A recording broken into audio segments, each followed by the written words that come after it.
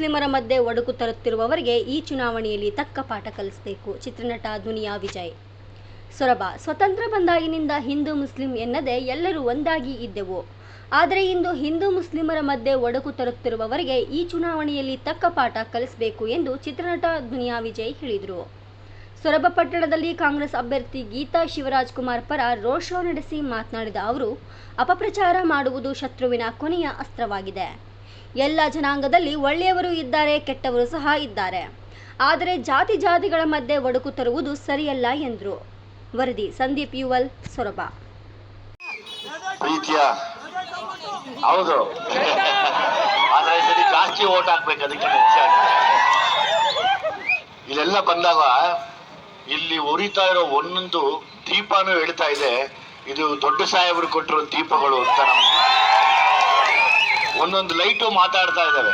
ಯಾಕೆಂದ್ರೆ ಅವತ್ತು ಪಂಪ್ ಸೆಟ್ಗೆ ಫ್ರೀಯಾಗಿ ಕರೆಂಟನ್ನು ತಂದುಕೊಟ್ಟು ಇಲ್ಲಿವರೆಗೂ ಯಾರು ಅದನ್ನ ನಿಲ್ಸಕ್ಕಾಗ್ದಿರೋ ಒಂದು ದೊಡ್ಡ ಹೋರಾಟ ತರ ನಡೆಸಿ ಇವತ್ತಿಗೂ ರೈತರ ಮನೆಯಲ್ಲಿ ಬೆಳಕು ಬೆಳೀತಾ ಇದೆ ಅಂದ್ರೆ ಅದು ಬಂಗಾರಪ್ಪನಿಂದ ಮಾತ್ರ ಸಾಧ್ಯ ಆಗಿತ್ತು. ಈಗ ಬರ್ತಾ ನೋಡಿದೆ ಬಂಗಾರಧಾಮ ಅಂತ, ನಿಜವಾಗ್ಲೂ ನನ್ನ ಕಣ್ಣು ಒದ್ದೆ ಆಯ್ತು. ಇವತ್ತು ಮಧು ಸರ್ ಆಗ್ಬೋದು, ಗೀತಕ್ಕವ್ರಾಗ್ಬೋದು, ಗೆಲ್ಲೋದಕ್ಕೆ ಬೇಕಾಗಿರೋ ದೊಡ್ಡ ಆಶೀರ್ವಾದ ಮೊದಲು ಅದಾಗಿರುತ್ತೆ. ಜೊತೆಯಲ್ಲಿ ನೀವಾಗಿರ್ತೀರ ಯಾವಾಗ್ಲೂ.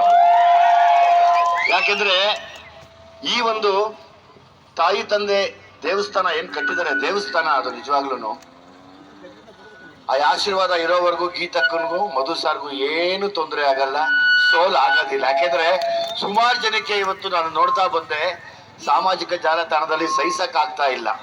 ಗೀತಕ್ಕನ ಮೇಲೆ ಮಾತಾಡ್ತಾರೆ, ಶಿವಣ್ಣನ ಮೇಲೆ ಮಾತಾಡ್ಬಿಟ್ರು. ಪಾಪ ಅದ್ ನಂಗೆ ಸಖತ್ ಮನ್ಸು ಒಂಥರ ಅನಿಸ್ತು, ಮನ್ಸು ನೋವಾಯ್ತು. ಯಾಕೆ ನೋವು ಅಂತ ಹೇಳ್ತೀನಿ ಕೇಳಿದ್ರಿ, ಸ್ವಾಮಿ ನಿಮ್ಮ ಮನೆ ಮಗಳು ಬಂದಿರೋದು ಏನಕ್ಕೆ? ಈ ಜನಗಳ ಸೇವೆ ಮಾಡ್ತೀನಿ ಅಂತ. ಯಾವ ಸೇವೆ? ನಮ್ಮ ತಂದೆ ಮಾಡಿದಂತ ಸೇವೆ ನಾನು ಕಂಟಿನ್ಯೂ ಮಾಡ್ಕೊಂಡು ಹೋಗ್ತೀನಿ ಅಂತ ಬಂದಿರೋದು. ಅದಕ್ಕೆ ಅವಕಾಶ ಮಾಡ್ಕೊಡಿ, ದ್ವೇಷ ಮಾಡಬೇಡಿ. ಆಗದೆ ನಿನಗೆ ಅಂತೆ ಮೊದಲು ಮಾಡಬೇಡ. ಶಿವಣ್ಣ ಬರ್ತಾರೆ, ಡ್ಯಾನ್ಸ್ ಮಾಡ್ತಾರೆ, ಕುಣಿತಾರೆ. ಹೌದು, ನಾವು ಬದುಕಿರೋವರೆಗೂ ಕಲಾವಿದ್ರು ಎಲ್ಲಿ ಕೇಳಿದ್ರು ಕುಣಿತೀವಿ, ಎಲ್ಲಿ ಕೇಳಿದ್ರು ಹಾಡ್ತೀವಿ ನಾವು. ಶಿವಣ್ಣ ಬಂದ್ ಎಲೆಕ್ಷನ್ ನಿಂತ್ಕೊಂಡಿಲ್ಲ, ಇಲ್ಲಿ ನಿಂತ್ಕೊಳ್ಳಲ್ಲ. ನಿಂತ್ಕೋತೀನಿ ಅಂದ್ರೆ ಎಲೆಕ್ಷನ್ ಮುಂಚೆನೆ ಓಟ್ ಹಾಕ್ಬಿಡ್ತಾರೆ ಎಲ್ಲ ಜನ. ಯಾರು ನಿಂತ್ಕೊಂತಾರೆ ಅವ್ರನ್ನ ಮೀರ್ಸಿ ಓಟ್ ಹಾಕ್ ಶಕ್ತಿ, ಗೆಲ್ಲೋ ಶಕ್ತಿ ಅವ್ರಿಗಿದೆ. ಅವ್ರು ಯಾವತ್ತು ನಾನ್ ನಿಂತ್ಕೋತೀನಿ ಅಂದಿಲ್ಲ. ನನಗೆ ಉಸಿರಲ್ಲಿ ಉಸಿರಾಗಿರೋ ಗೀತಮ್ಮ ನಿಂತ್ಕೊಂತೀನಿ ಅಂದಾಗ ಜೊತೆಲಿ ಇದಾರೆ ಅಷ್ಟೇನೆ, ಕೊನೆವರೆಗೂ ಜೊತೆಲಿ ಇರ್ತಾರೆ. ಯಾರಿಗ್ ಮುಟ್ಟಬೇಕೋ ಅವ್ರಿಗೆ ಮುಟ್ಟಿದ್ರೆ ತುಂಬಾ ಸಂತೋಷ. ಇವತ್ತು ಬಂಗಾರಧಾಮ ಮಾಡಿದಾಗ ಅಲ್ಲಿ ಮಲಗಿರುವಂತ ದೊಡ್ಡ ಸಾಹೇಬರ ಪಕ್ಕ ಮಲಗಿರುವಂತ ಅವರು ಶ್ರೀಮತಿ ಅವರು ಸಪೋರ್ಟ್ ಮಾಡಿದಕ್ಕೆ ಅವರೊಂದು ದೊಡ್ಡ ಮಟ್ಟಕ್ಕೆ ಹೋದ್ರು. ಹೌದು, ಇವತ್ತು ಅಷ್ಟೇ, ಶಿವಣ್ಣನೂ ಅಷ್ಟೇನೆ. ಅವ್ರು ಮಡದಿಗೆ ಸಪೋರ್ಟ್ ಮಾಡ್ತಾ ಇದಾರೆ, ಅವ್ರ ಉಸಿರಿಗೆ ಸಪೋರ್ಟ್ ಮಾಡ್ತಾ ಇದಾರೆ. ಯಾರಿಗೆ ಅವ್ರು ಎತ್ಕೊಂಡು ಹೋಗಕ್ಕಲ್ಲ.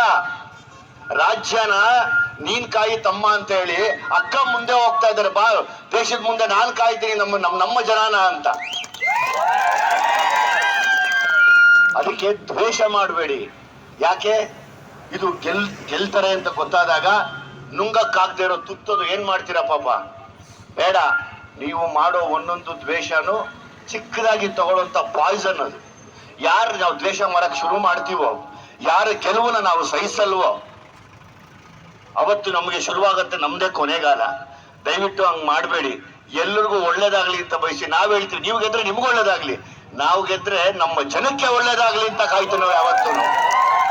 ನೀವು ಹೇಳ್ತಾ ಇದ್ದೀರಾ, ಹೌದು, ನರೇಂದ್ರ ಮೋದಿ ಅವರು ಇವತ್ತು ಪ್ರಧಾನಮಂತ್ರಿಗಳು, ಅವ್ರಿಗೋಸ್ಕರ ನೀವು ಇದೆಲ್ಲ ಮಾಡ್ಬೇಕು ಅಂತ. ಆದ್ರೆ ಬಂಗಾರಪ್ಪನವರು ಒಂದೇ ವಿಷಯಕ್ಕೆ ಹೋರಾಡಿದ್ರು. ಮೋದಿಜಿ ಅವರೇ, ತಾವು ಕೊಡೋ ಆಶ್ವಾಸನೆಗಳಿಗೆ ತಮ್ಮ ಎಲ್ಲ ಕಾರ್ಯಕರ್ತರ ಮೇಲೆ ಗೌರವ ಇದೆ, ಅವ್ರು ಹೇಳ್ತಾವ್ರೆ. ಆದ್ರೆ ನಾವು ಬಾಬಾ ಸಾಹೇಬ್ ಅಂಬೇಡ್ಕರ್ ಬರೆದಿರುವ ಕಾನ್ಸ್ಟಿಟ್ಯೂಷನ್ ಮೇಲೆ ಸಮಾನತೆಗೆ ಹೋರಾಡ್ತಾ ಇದೀವಿ ಇವತ್ತು. ಪ್ರತಿ ಸರಿ ಈ ಸರ್ತಿ ನಿಮ್ಮ ಎಲ್ಲ ಇಡೀ ಪ್ರೀತಿಯ ಇಲ್ಲಿ ಜನತೆಗೆ ಯಾರು ಮಧು ಬಂಗಾರಪ್ಪ ಸಾರ್ನ ಗೆಲ್ಲಿಸಿ ಇವತ್ತು ನೀವೆಲ್ಲ ಆಶೀರ್ವಾದ ಮಾಡಿದಿರೋ, ಹಿಂದೂ ಮುಸಲ್ಮಾನ ಇದಿರಲ್ಲ, ಮುಸಲ್ಮಾನ್ರೆ ಇಲ್ಲಿ ಇದಿರಲ್ಲ. ಎಸ್, ನಿನ್ನೆಯಿಂದ ನಾನು ಪಡ್ಕೋತಾ ಇದೀನಿ ಬಂದಾಗಿಂದ. ಹುಷಾರಾಗಿರಿ, ನಮ್ಗೆ ನಿಮ್ಗೆ ತಂದಿಡ್ತಾ ಇದ್ದಾರೆ. ನಾವೆಲ್ಲ ಒಂದೇ. ಯಾವತ್ತೂನು ನಿಮ್ಮ ಮನೆಯಲ್ಲಿರೋ ಅಷ್ಟು ಜನ ಬಂದು ಮತ ಹಾಕ್ಬೇಕು. ಇಡೀ ಈ ಕ್ಷೇತ್ರದ ಜನತೆಗೆ ಮತ್ತೊಮ್ಮೆ ನಾನು ಕೇಳ್ಕೊತಾ ಇರೋದೊಂದೇ, ಬೇರೆ ಯಾವುದಕ್ಕೂ ಕಿವಿ ಕೊಡಬೇಡಿ, ಯಾವುದಕ್ಕೂ ಕಿವಿ ಕೊಡಬೇಡಿ. ನಿಮ್ಮ ಮನೆ ಮಗಳನ್ನ ಕಳಿಸ್ಕೊಡ್ತಾ ಇದ್ದೀರಾ ನೀವು, ಬೇರೆ ಯಾರನ್ನೂ ಕಳಿಸ್ತಿಲ್ಲ. ಇಷ್ಟು ಜನಗಳ ದನಿಯನ್ನ ಕಳಿಸ್ತಾ ಇದ್ದೀರಾ, ಇಷ್ಟು ಜನಗಳ ನೋವನ್ನ ಕಳಿಸ್ತಾ ಇದ್ದೀರಾ. ಇವತ್ತು ಮಧು ಬಂಗಾರಪ್ಪ ಸರ್ ಗೆದ್ಮೇಲೆ ನಿಮ್ಗೆ ಒಳ್ಳೇದು ಮಾಡ್ಲೇ ಇಲ್ವಾ? ಮಾಡಿದೇನ್ರಿ? ಮಾಡಿದಿರ್ತಾನೆ. ಮತ್ತೆ ಗೀತಕ್ಕನು ಅದೇ ಕೆಲಸ ಮಾಡ್ತಾರೆ. ಅಲ್ಲಿ ಹೇಳ್ತಾರೆ, ಇಲ್ಲಿ ಎಲೆಕ್ಷನ್ ಮುಗಿದ್ಮೇಲೆ ಮನೆಗೆ ಹೊಟ್ಟೋಗ್ಬಿಡ್ತಾರೆ. ರೀ ಸ್ವಾಮಿ, ನೀವು ಚೆಕ್ ಮಾಡಿ, ಎಲ್ಲ ಅಭ್ಯರ್ಥಿಗಳು ಅಷ್ಟೇನೆ ದೂರ ಊರಿಂದ ಬಂದು ಅವ್ರ ತಾಯಿ ನೆಲದಲ್ಲಿ ನಿಲ್ಲಿಸಿ ಸ್ಪರ್ಧಿಸೋದು ಯಾವಾಗ್ಲೂ. ಹಂಗನ್ಬಿಟ್ಟು ಗೀತಕ್ಕ ಮಾತ್ರ ಬಂದಿದ್ದಾರೆ ಇಲ್ಲ, ಅವರು ಇರೋವರೆಗೂ ಇಲ್ಲೇ ಇರ್ತಾರೆ, ಇಲ್ಲೇ ಸೇವೆ ಮಾಡ್ತಾರೆ. ಆದ್ರೆ ಮತ್ತೊಂದ್ಸರಿ ಇಡೀ